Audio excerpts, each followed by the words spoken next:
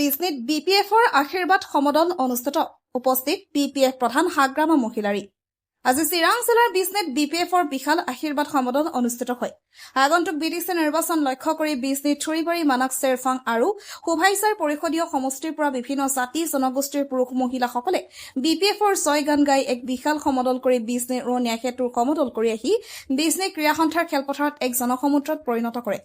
পিছত নিৰ্বাচনী প্ৰচাৰ সভা অনুষ্ঠিত কৰে এই নিৰ্বাচনী প্ৰচাৰ সভাত বিডিসি প্ৰাক্তন চিফ তথা বিপিএফ প্ৰধান হাগ্ৰামা মহিলাৰ উপস্থিত থাকি ভাষণত কৈছে বিপিএফ দলে কোনো জাতি জনগোষ্ঠীৰ মানুহে পিছ পৰি থাকক সেয়া কেতিয়াও নিবিচাৰে সকলো জাতি জনগোষ্ঠীৰ লোকে সমান অধিকাৰ লৈ জীয়াই থাকিব বিটিচিত 2003 চনৰ 10 ফেব্ৰুৱাৰীলৈ যিসকলে বিটিচিত বসবাস কৰি আছে সেই সকলক বিপিএফ চৰকাৰৰ মাটিৰ পাট্টা প্ৰদান কৰিব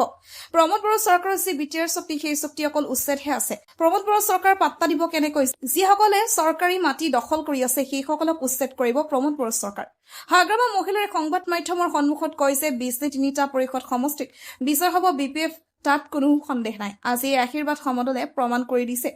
বিজেপি দল বিপিএফৰ প্ৰতিদ্বন্দ্বী হ'ব বাকি কোনো দল ফেক্টৰ নহয় বুলি হাগ্ৰামা মহিলাৰে কয়